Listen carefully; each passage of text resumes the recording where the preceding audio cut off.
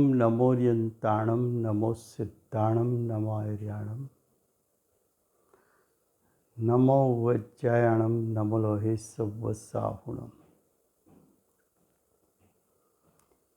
मंगलम भगवान वीरो मंगलम गौतमो गणी मंगलम कुंद कुंदार्यो जैन धर्मोस्तु मंगलम ओंकार बिंदु संयुक्तम नित्यं जायन्ति योगिना कामदं मोक्षदं चैव ओंकाराय नमो नमः। अहोपकार जिनवर्नो कुंदनो ध्वनि दिव्यनो जीन कुंद ध्वनि आप्या अहो आ गुरु कहननो तुझ ज्ञान त्यान नो रंग अमया दर्श रहो ओ शिव पद तक तुझ संग माता हाथ करो।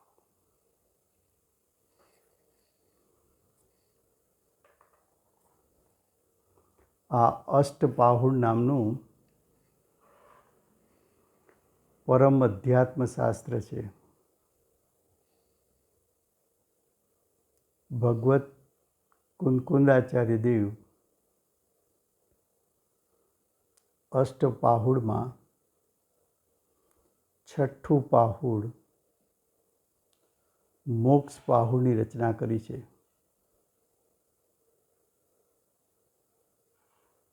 मोक्ष पाहुड़ में आचार्य भगवंत मोक्षनु कारण तेनु स्वरूप अने मोक्षनु स्वरूप दर्शावा मागे छे। तो मोक्षनु कारण ध्यान ए ध्यानना स्वरूपनो विषय चाले छे। गाथा 33 हवे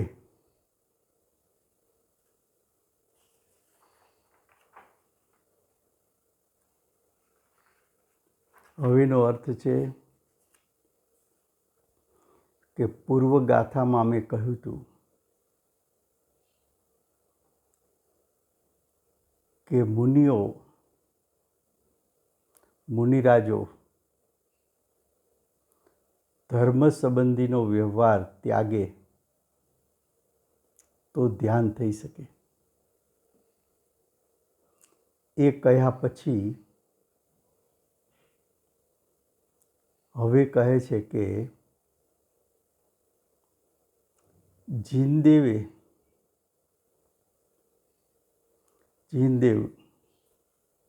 એટલે तीर्थंकर परमात्मा अर्यंत परमात्मा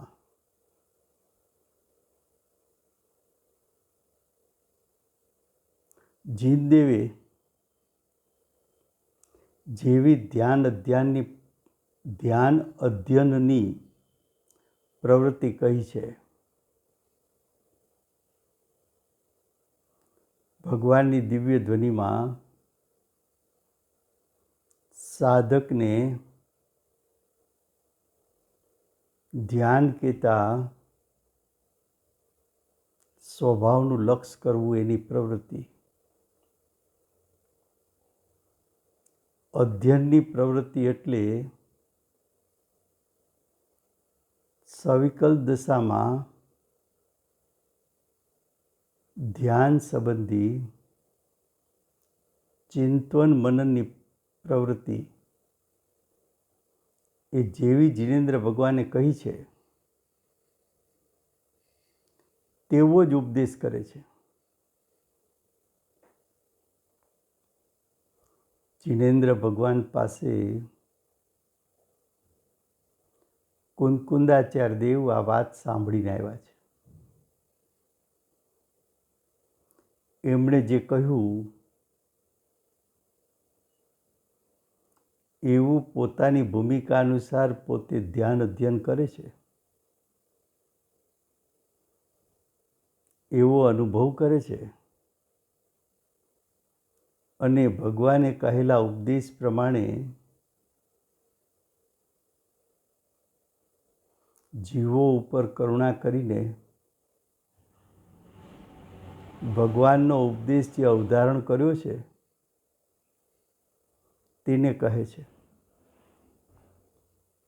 ગાથા 33 એના શબ્દો છે: તું પંચ સમિત ત્રિગુપ્ત ને સંયુક્ત પંચ મહાવ્રતે રત્નત્રયી સંયુતપણે કર નિત્ય ધ્યાનાધ્યાનને. આચાર્ય કહે છે કે જેવો એટલે મુનિઓ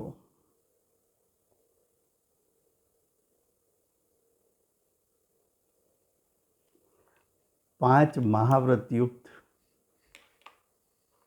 થઈ ગયા,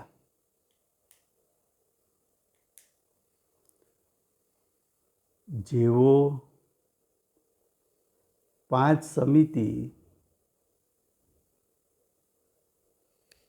યુક્ત થઈ ગયા,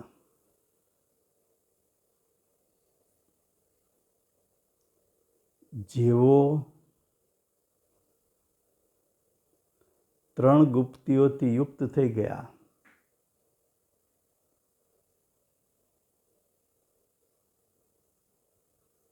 તેમજ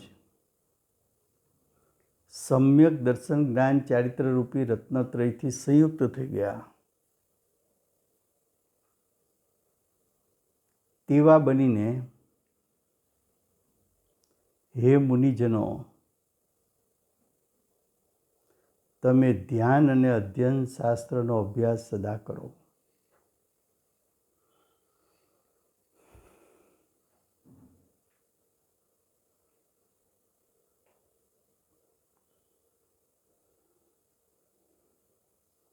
મુનિઓને ધ્યાનનો ઉપદેશ કેમ આપ્યો? તો કે મુનિઓ હવે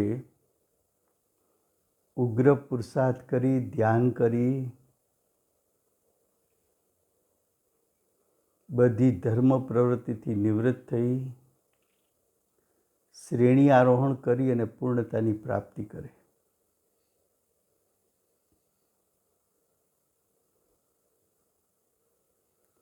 કુંકુંદાચાર્ય દેવ પછીના આચાર્યોએ એમ કહ્યું કે હે કુંકુંદાચાર્ય દેવ,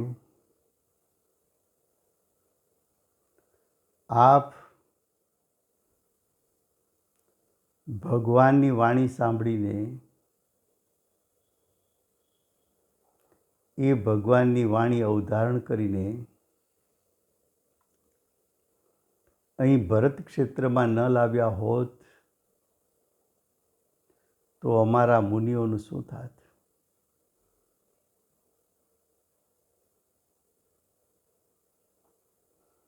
આચાર્ય ભગવંત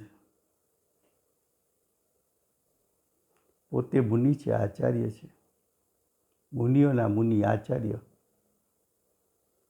દીક્ષા શિક્ષા દેનાર, રુદ્ધિધારી મુનીશ્વર, રુદ્ધિધારી આચાર્ય, જેમને શ્રેણી આરોહણ કરવાનું એક બાકી છે. શ્રેણી આરોહણ થાય તો અર્યંત પદ, પછી સિદ્ધ પદની પ્રાપ્તિ થાય.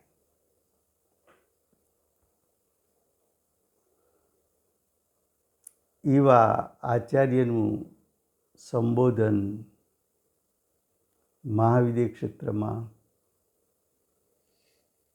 સિમંદર ભગવાનની વાણીમાં એમ આવ્યું: ક્ષાયિકનું સ્વરૂપ અને યતિનું સ્વરૂપ કેવું છે? યતિ કહેતા યત્ન કરે તે યતિ,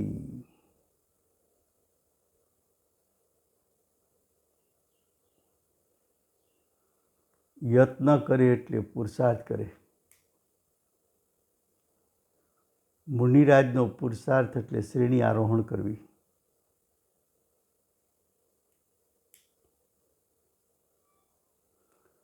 તો કે છે આચાર્ય કહે છે કે આ 13 પ્રકારના ચારિત્રથી યુક્ત થયા અને રત્નત્રયની પ્રાપ્તિ કરી, રત્નત્રયથી સંયુક્ત થઈ ગયા એવા હે મુનિજનો, તમે જ્ઞાયકનું ધ્યાન કરો.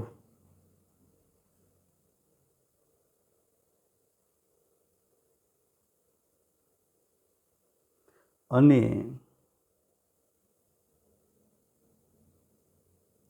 જ્ઞાયકનું અધ્યયન શાસ્ત્રોના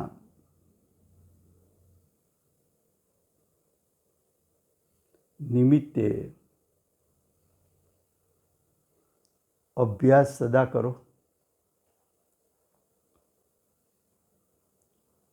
મુનિઓને ઉપદેશ આપે છે.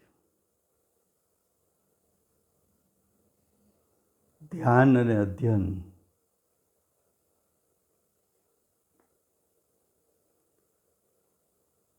શાસ્ત્રમાં એકાગ્રતા રહેવી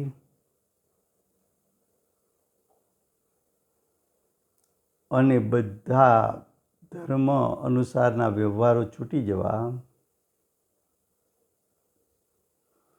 એ શાસ્ત્રના અભ્યાસમાં મનને એકાગ્ર કરવું એ સવિકલ્પ દશાનું ધ્યાન છે. અને જ્ઞાયકના લક્ષ્યે એકાગ્ર થઈને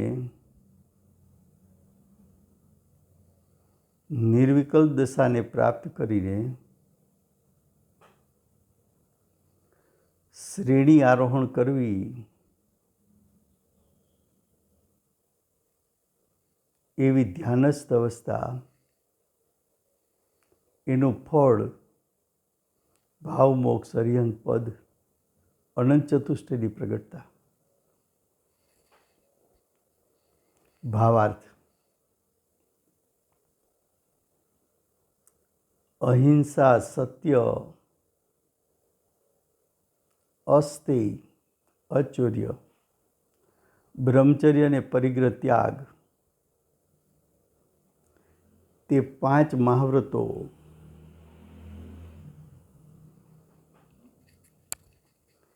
ઈરિયા સમિતિ, ભાષા સમિતિ, એષણા સમિતિ, આદાન નિક્ષેપણ સમિતિ, પ્રતિષ્ઠાપન સમિતિ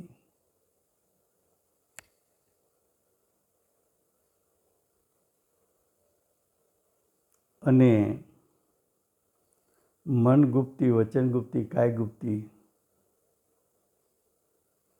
એના નિગ્રહ રૂપ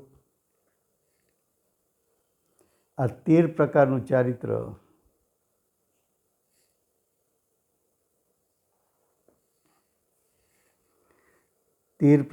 ચારિત્ર કહેતા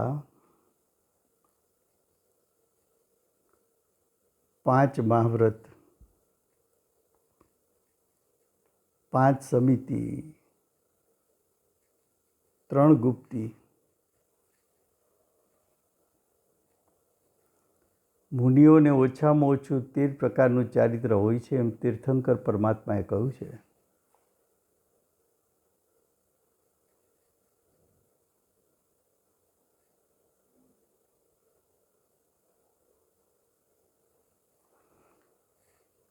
તેનાથી એટલે 13 પ્રકારના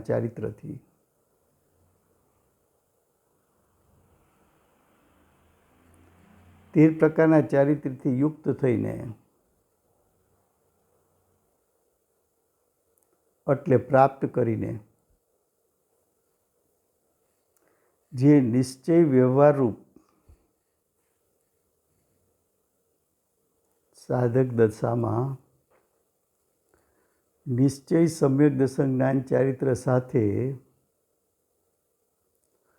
વ્યવહાર સમ્યક દર્શન જ્ઞાન ચારિત્ર હોય છે.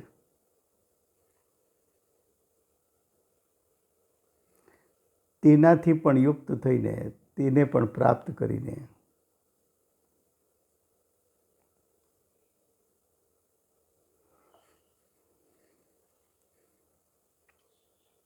ધ્યાન કરવા માટે 13 પ્રકારના ચારિત્રથી સંયુક્ત થા, રત્નત્રયથી સંયુક્ત થા.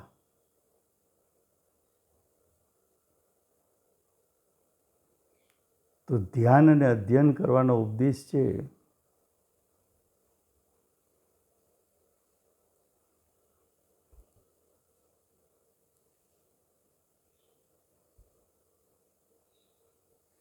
કોનો ઉપદેશ છે?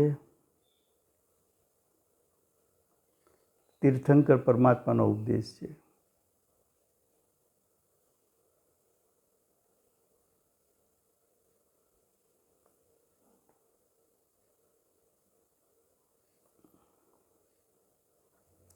તેમાં એટલે ધ્યાન અને અધ્યયન. તેમાં એટલે ધ્યાન અને અધ્યયન માં મુખ્ય તો ધ્યાન જ છે. ધ્યાન નિર્વિકલ્પ દશા છે.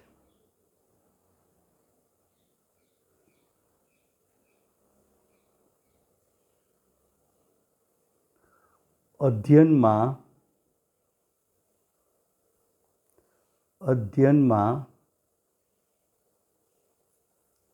શાસ્ત્રનું અવલંબન છે.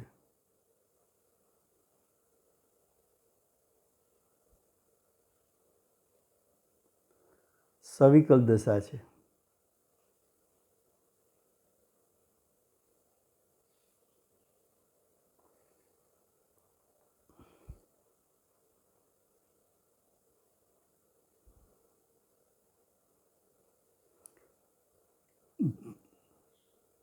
તેમાં પણ મુખ્ય તો ધ્યાન જ છે. તેમાં મન ન રોકાય.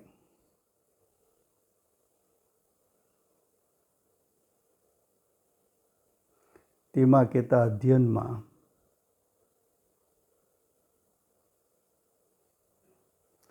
મન ન રોકાય તો, મનની સ્થિરતા ન થાય તો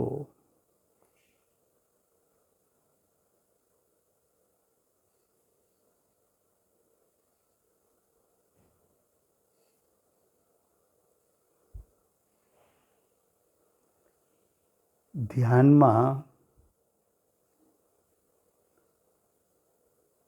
મન સ્થિર ન થાય તો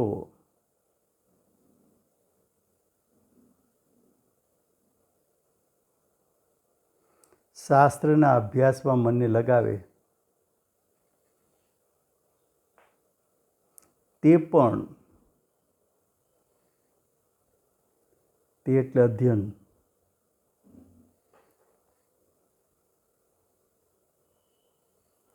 અધ્યયન પણ ધ્યાન તુલ્ય જ છે. કારણ કે શાસ્ત્રમાં પરમાત્માના સ્વરૂપનો નિર્ણય છે.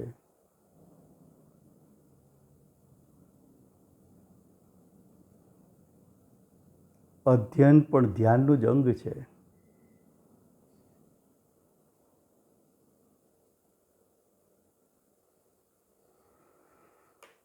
શું કહ્યું? મુનિરાજને ઉપદેશ આપ્યો કે આપે 13 પ્રકારનું ચારિત્ર પ્રગટ કર્યું.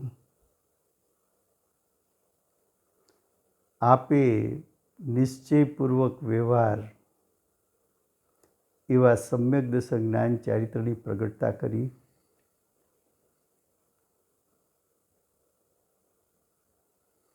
એ પ્રગટ કરીને હવે તમે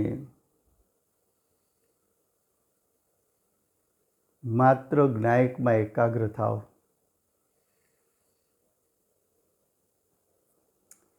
એકલા જ્ઞાયકનું ધ્યાન કરો.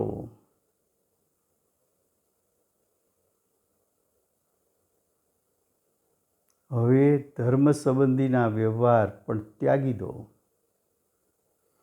ધર્મ સંબંધીના વિકલ્પ ત્યાગી દો, નિર્વિકલ્પ થઈ જાઓ. કોઈ કારણસર ઉપયોગ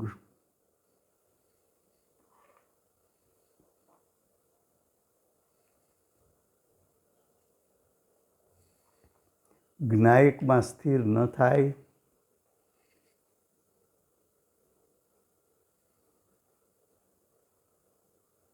જ્ઞાયકમાં સ્થિર ન થાય તો શાસ્ત્રમાં પરમાત્માનું સ્વરૂપ જેવું છે તેવું તીર્થંકર પરમાત્માએ બતાવ્યું છે. તો શાસ્ત્રનું અધ્યયન કરો એ પરમાત્માના ધ્યાન તુલ્ય છે.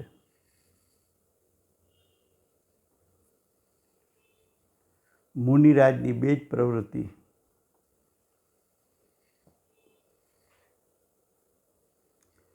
મુનિરાજ એની પ્રવૃત્તિ બે,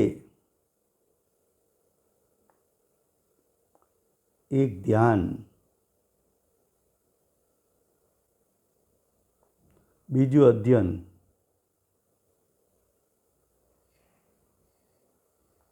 શેનું અધ્યયન? શાસ્ત્રનું. કોનું ધ્યાન? જ્ઞાયકનું,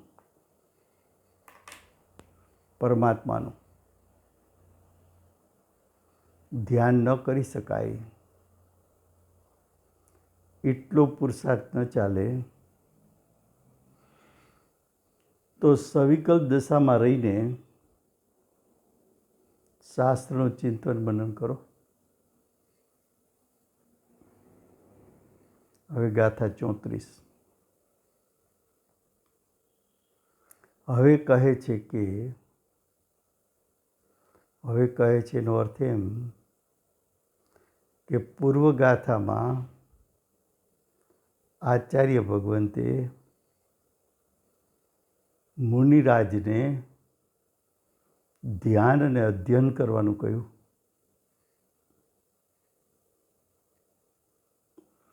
કે જે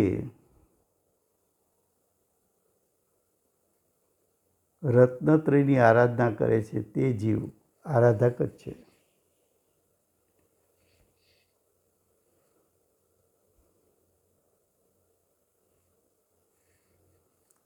કે જે એટલે મુનિ.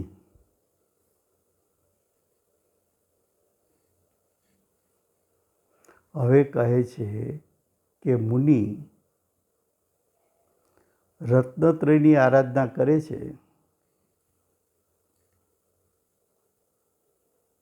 રત્નત્રય સમ્યક દર્શન, સમ્યક જ્ઞાન, સમ્યક ચારિત્ર. તે જીવ આરાધક જ છે.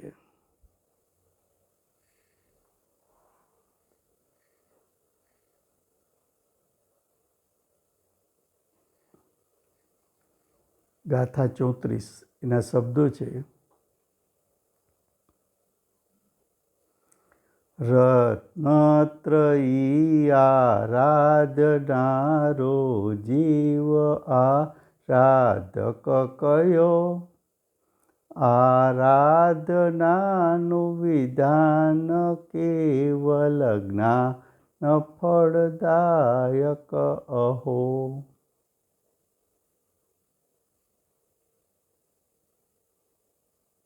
શું કહે છે? રત્નત્રયની આરાધનાનું ફળ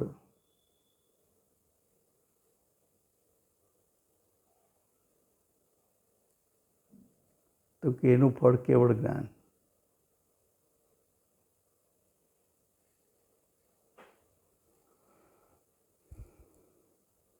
સમ્યક દર્શન, જ્ઞાન, ચારિત્રની સ્થિરતા.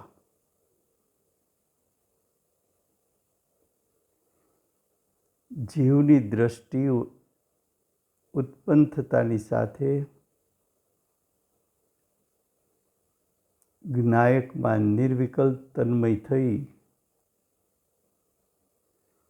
તે જ સમયે જ્ઞાન ઉપયોગ અન્ય વિકલ્પમાંથી સંકેલાઈને જ્ઞાયક સ્વભાવ સન્મુખ થયો તો દ્રષ્ટિ અને ઉપયોગની સ્થિરતા જ્ઞાયકમાં એવું જે ચારિત્ર પ્રગટ થયું તો દ્રષ્ટિ, ઉપયોગ અને સ્થિરતા એની આરાધના એટલે એમાં ટકી રહેવું. સમ્યક દર્શન જ્ઞાન ચારિત્રની પ્રવૃત્તિમાં સ્થિરતા પામવું, સ્વભાવથી ચ્યુત ન થવું,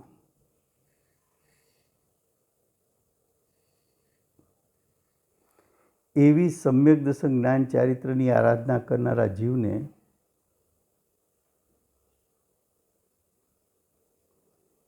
આરાધક કયો?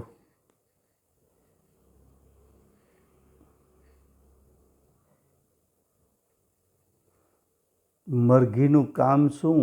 તો કે મરઘીનું કામ ઈંડાનું સેવન કરવાનું. સેવન કરવાથી શું થશે? તો કે યોગ્ય કાળે બચ્ચું બહાર આવશે ઈંડામાંથી. એ મુનિનું કાર્ય શું? જ્ઞાયકનું સેવન કરવું એટલે સમ્યક દર્શન જ્ઞાન ચારિત્રની સ્થિરતા કરવી.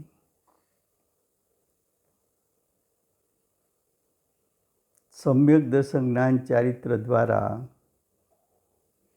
જ્ઞાયકનું સેવન કરે એ સેવન કર્યા કર, ચિંતા નહીં કર.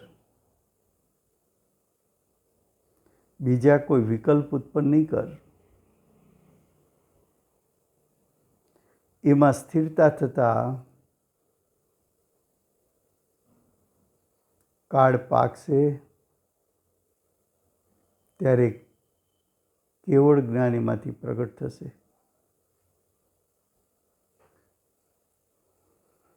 સમ્યક દર્શન જ્ઞાન ચારિત્રનું આરાધન કર, રત્નત્રયની આરાધન કર. ભાવાર્થ: જે સમ્યક દર્શન જ્ઞાન ચારિત્રની આરાધના કરે છે, જે કહેતા મુનિ સમ્યક દર્શન જ્ઞાન ચારિત્રની આરાધના કરે છે તેવા મુનિ કેવળ જ્ઞાનને પ્રાપ્ત કરે છે.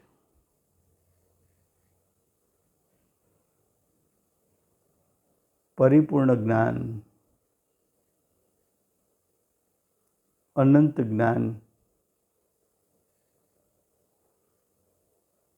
અનંત જ્ઞાનની સાથે અનંત દર્શન, અનંત સુખ, અનંત વીર્ય પ્રગટ કરે છે.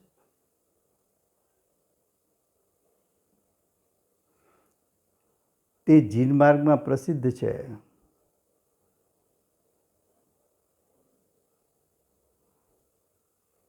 જીન માર્ગમાં એટલે મોક્ષના માર્ગમાં રાગ દ્વેષ રહિત માર્ગમાં આ વાત તો પ્રસિદ્ધ છે.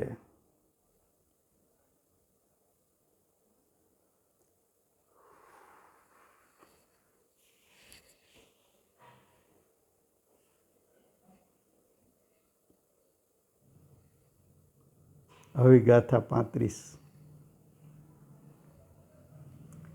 હવે કહે છે કે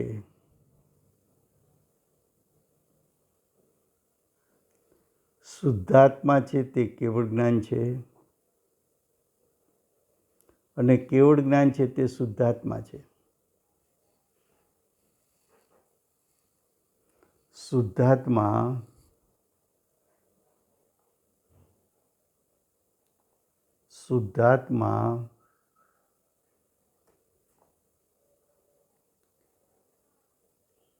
કેવળ જ્ઞાનનું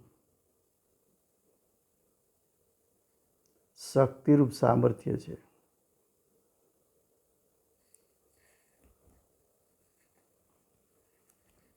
કેવળ જ્ઞાન શક્તિ રૂપે શુદ્ધાત્મામાં છે. કેવળ જ્ઞાન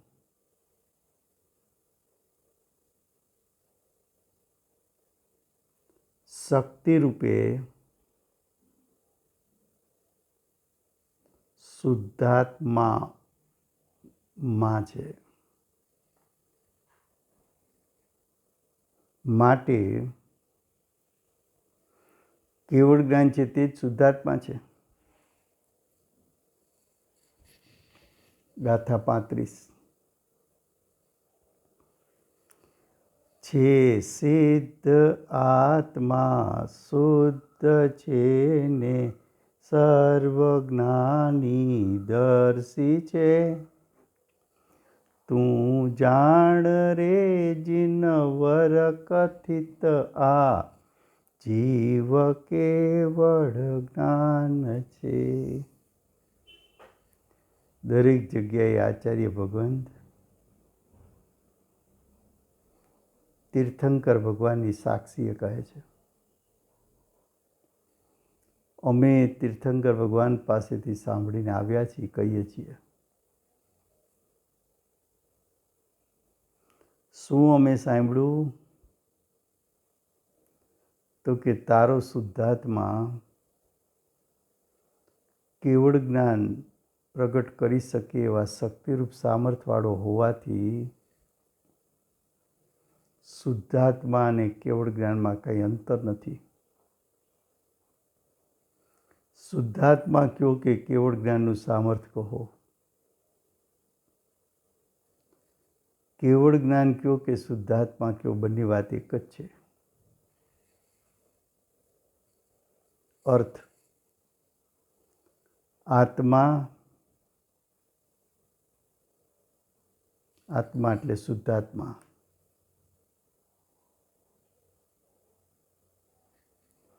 જીનવર સર્વજ્ઞ દેવે એટલે કે તીર્થંકર પરમાત્માએ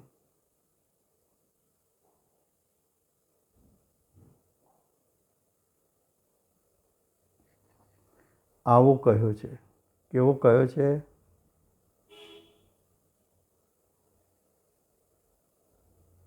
તો કે આત્મા સિદ્ધ છે.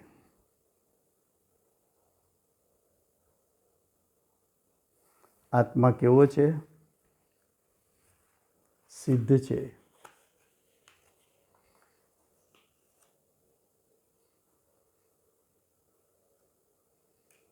આત્મા સિદ્ધ છે એટલે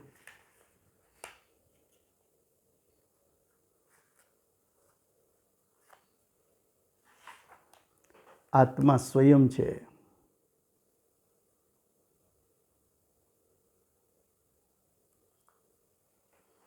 આત્માને કોઈ બનાવ્યો નથી. કોઈ ઈશ્વર એનો કરતા નથી. કોઈથી ઉત્પન્ન થયો નથી. એટલે કે ઈશ્વરથી ઉત્પન્ન થયો નથી.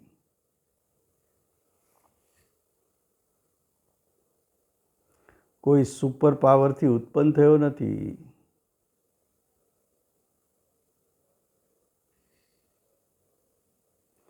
તેથી સ્વયં સિદ્ધ છે.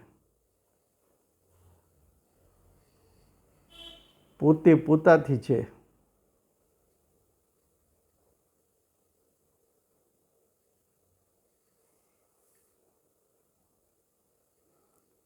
સ્વયં સિદ્ધ ત્રિકાળ હોય,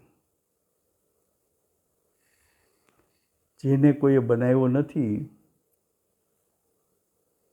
એનો અર્થ એમ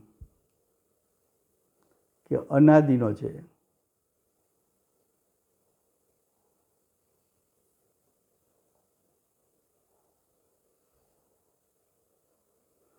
એ આત્માનું સ્વરૂપ કેવું છે? શુદ્ધ છે. શુદ્ધનો અર્થ શું કરવો? શુદ્ધના ઘણા અર્થ થતા હોય, તો અહીંયા શુદ્ધનો અર્થ કરે છે કર્મમળથી રહિત,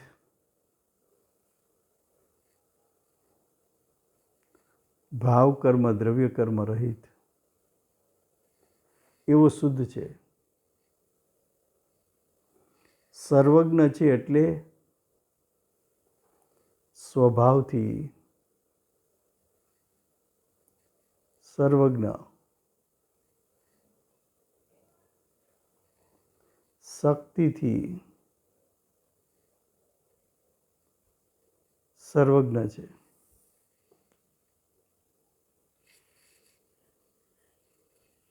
સર્વ લોકાલોકને જાણે છે.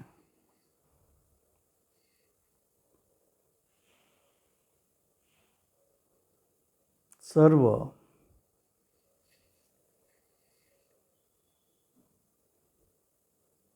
લોકાલોકને જાણે છે.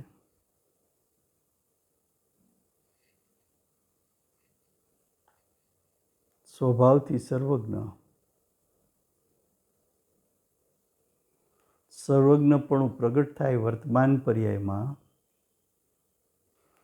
તો એક સમયમાં ત્રણ કાળ ત્રણ લોકને રાગ દ્વેષ કર્યા વગર જાણી લે.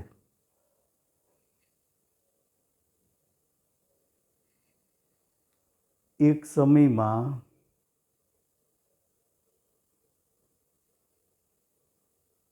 ત્રણ કાળ ત્રણ લોકને દેખી લે.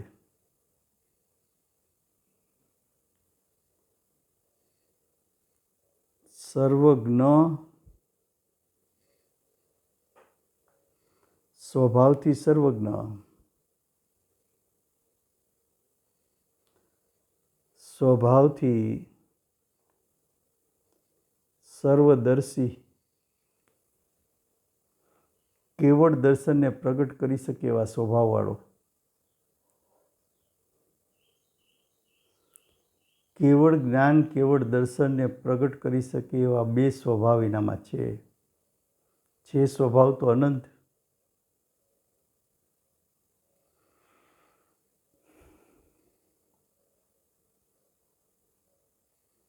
જ્ઞાયક પરિપૂર્ણ સ્વભાવ રૂપે પરિણમે.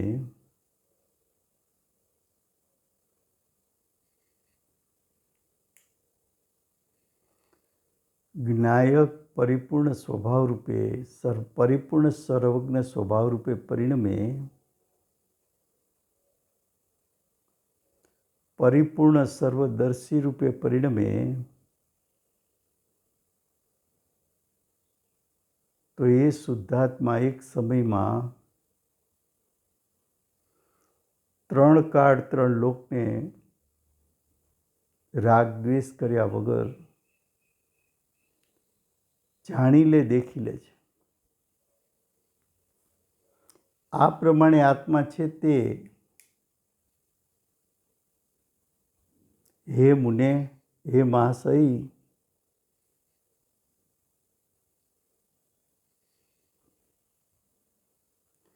તેને તું કેવળ જ્ઞાન જાણ.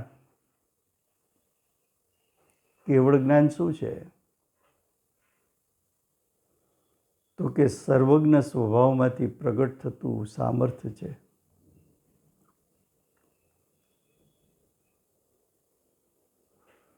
વર્તમાન પર્યાયમાં સર્વજ્ઞ અને સર્વદર્શી સ્વભાવ પરિપૂર્ણ વ્યક્ત થાય. એક કેવળ જ્ઞાન કેવળ દર્શન છે.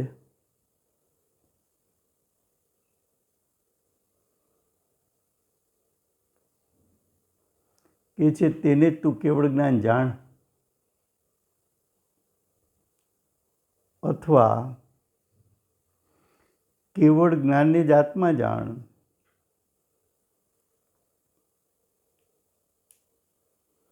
આત્મામાં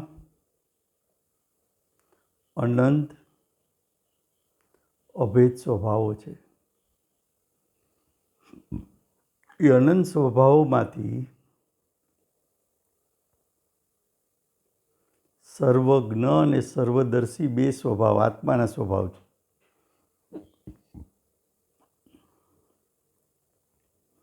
એ બંને સ્વભાવ આત્માના પૂરા ભાગમાં વ્યાપ્યા હોવાથી એને શુદ્ધાત્મા કયો, સર્વજ્ઞ કયો, સર્વદર્શી કયો, એમાં કોઈ તફાવત નથી, અંતર નથી. સર્વજ્ઞ સ્વભાવ, સર્વદર્શી સ્વભાવ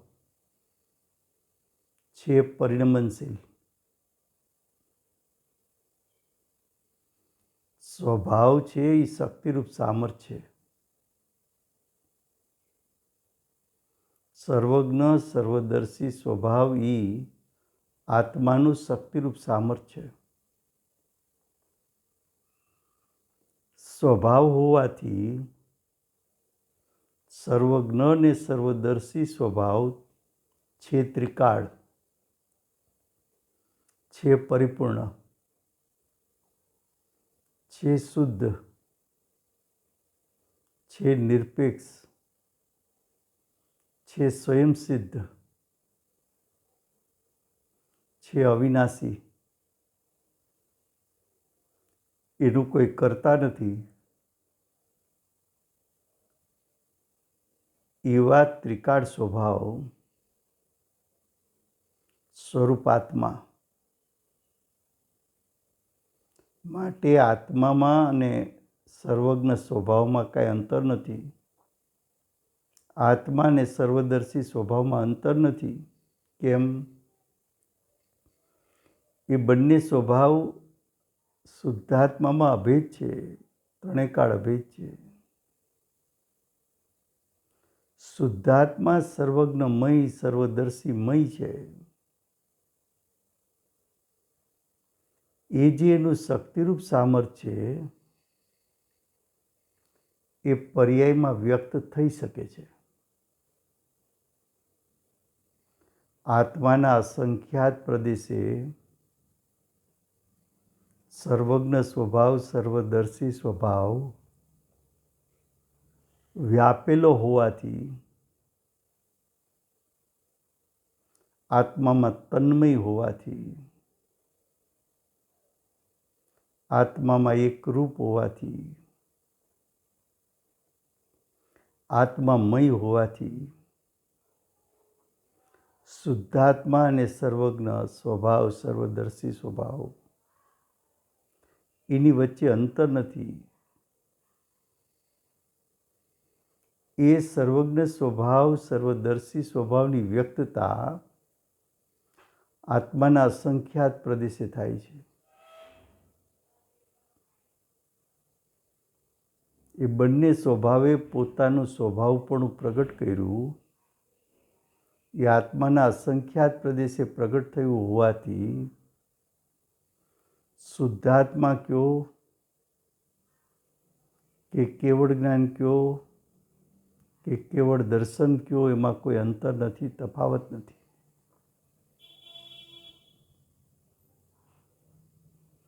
માટે કહે છે કેવળ જ્ઞાનને જ આત્મા જાણ. આત્મામાં, સર્વજ્ઞ સ્વભાવમાં, કેવળ જ્ઞાનમાં કાંઈ પ્રદેશ ભેદ નથી, ક્ષેત્ર ભેદ નથી. બધા એકબીજા સાથે તન્મય છે.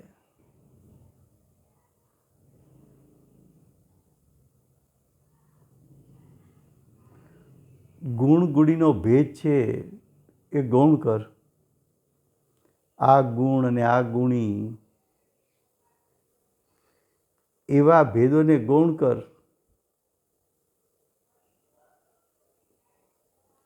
અભેદને મુખ્ય કર.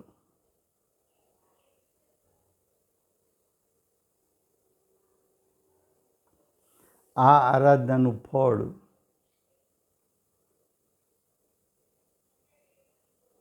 આવા અભેદપણાનું ફળ કેવળ જ્ઞાન કહ્યું છે. આ થઈ ગાથા 35 લો.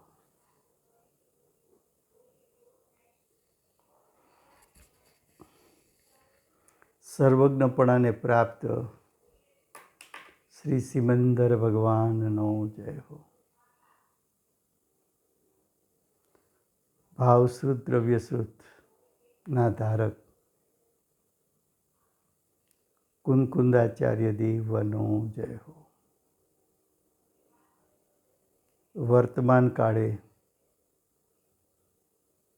શુદ્ધાત્માનું સ્વરૂપ અનુભવપૂર્વક સમજાવનાર પરમ કૃપાળુ શ્રી સદગુરુદેવનો જય હો.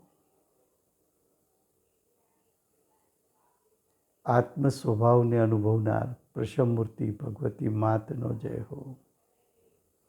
અષ્ટ જીનવાણી માતનો જય હો. પરમ દિગંબર જૈન ધર્મનો